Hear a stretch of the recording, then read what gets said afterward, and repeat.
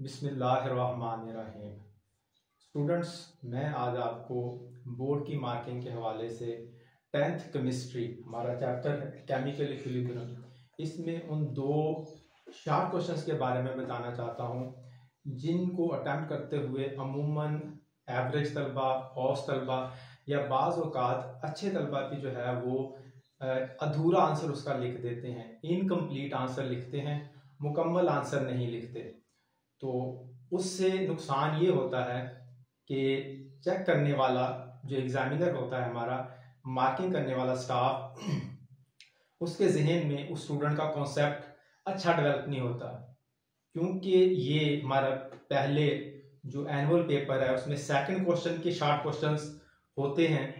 तो वो लामहला स्टार्ट में ही कोई ऐसी मिस्टेक या ऐसा पॉइंट एग्जामिनर की नज़र में आ जाए तो उसका जो कॉन्सेप्ट है वो फिर मार्क्स डिडक्शन की तरफ चला जाता है, यानी वो आगे आपके मार्क्स तो जो है वो काट लेगा जहाँ पे भी उसे मौका मिलेगा।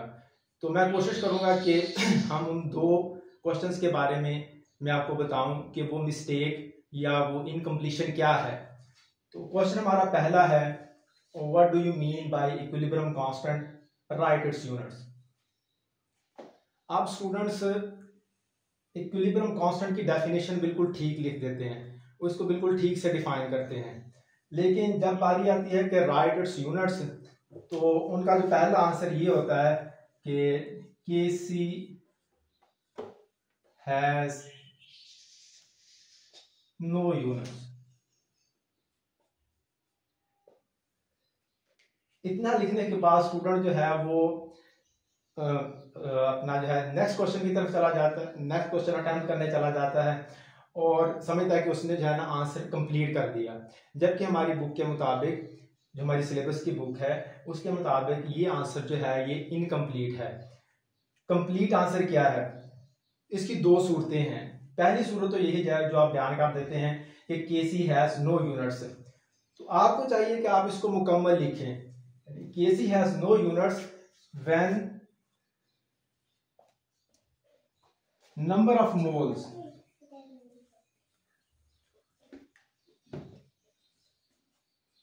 are equal on both sides of a reversible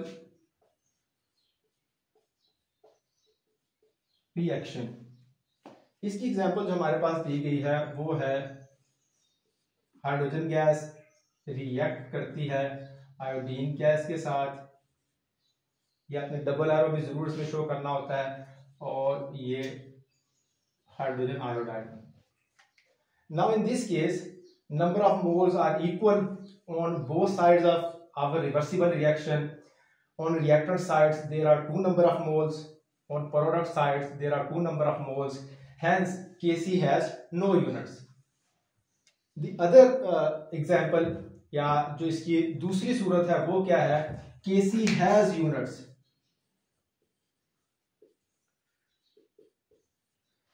when the number of moles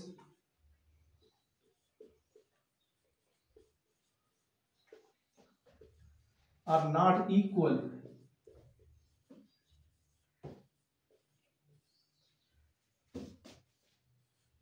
on both sides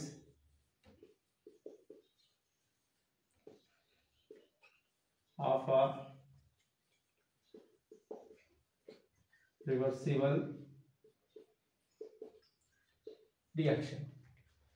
यानी आप देखिए, आप खुद ही सब्र करें, अगर जिस बच्चे ने जो है यहाँ पर आंसर रोक दिया तो उसने जाहिर आधा जवाब दिया, जबकि इसका सेकंड पार्ट है कि Kc has units when the number of moles are not equal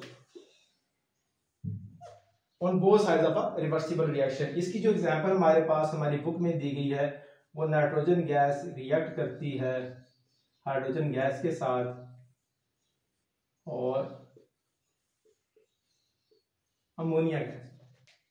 अब इस सूरत में हमारे पास इस रिवर्सिबल रिएक्शन में रिएक्टेंट्स की साइड पर 4 नंबर ऑफ मोल्स हैं और प्रोडक्ट्स की साइड पर 2 नंबर ऑफ मोल्स हैं।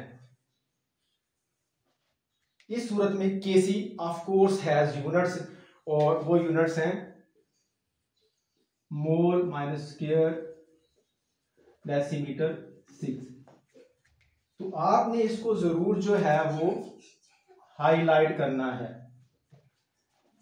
अच्छा, इसमें एक हमारे पास इसकी शॉर्ट सूरत हो सकती है कि बात बच्चे होते हैं कि वो रिएक्शन नहीं याद रख सकते, तो उनके लिए सोल्यूशन क्या है? उनके लिए सोल्यूशन ये है कि वो ये लिख दें, जस्ट स्टेटमेंट लिख दें कि Kc has no units when number of moles are equal on both sides of a reversible reaction, चाहे रिवर्सिबल रिएक्शन ना लिखें।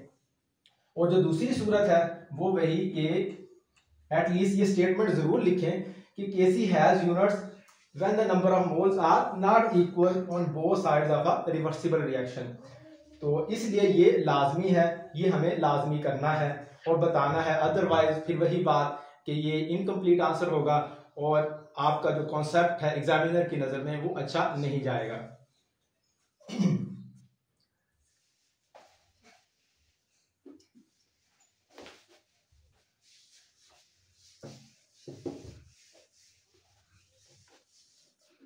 अब जो दूसरा है हमारे पास, दूसरा चीज जिसमें मैंने देखा है बोर्ड की मार्किंग करते हुए जिसमें स्टूडेंट्स जो हैं वो मिस्टेक कर जाते हैं, वो ये है कि एग्जाम्पल ऑफ इरिवर्सिबल रिएक्शन।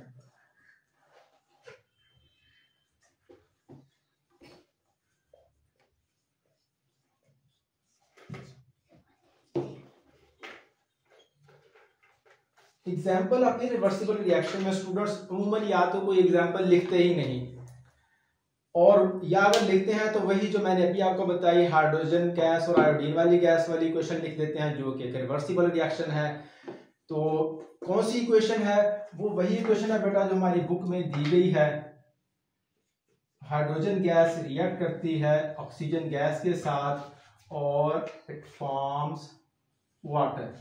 ये हमारे पास इरिवर्सिबल रिएक्शन की एग्जाम्पल जो है ये आपने देनी होती है अगर वो पूछे कि define irreversible reactions, give an example. तो मैं फिर वैसे कहूंगा कि स्टूडेंट्स इरिवर्सिबल रिएक्शंस को तो बहुत खूब से डिफाइन कर देंगे, लेकिन जब बात आएगी एग्जाम्पल देने की तो एग्जाम्पल में फिर रिवर्सिबल रिएक्शन वाले एग्जाम्पल लिख देंगे, जिससे होगा क्या, एग्जामिनर के माइंड में यही कॉन्सेप्ट बिल्ड हो जाएगा कि इस बच्चे को बिल्कुल पता नहीं, इरिवर्सिबल रिएक्शन को ठीक से डिफाइन कर रहा है, नीचे एग्जाम्पल रिवर्सिबल रिएक्शन वाली दे रहा है, तो एक बैड कॉन्सेप्ट बनेगा, आगे आपकी मार्क्स की रिडक्शन की तरफ जाएगा। लिहाजा आप कोशिश करें इन दो चीज़ों को क्लियर करें और इनको अच्छे से याद करके इनको, अगर ये क्वेश्चन आते हैं और ये इंपॉर्टेंट क्वेश्चन हैं पहले चैप्टर में 9 चैप्टर में से, तो इनको आपने हर साल में अच्छे तरीके से याद कर लेना है। बहुत शुक्रिया।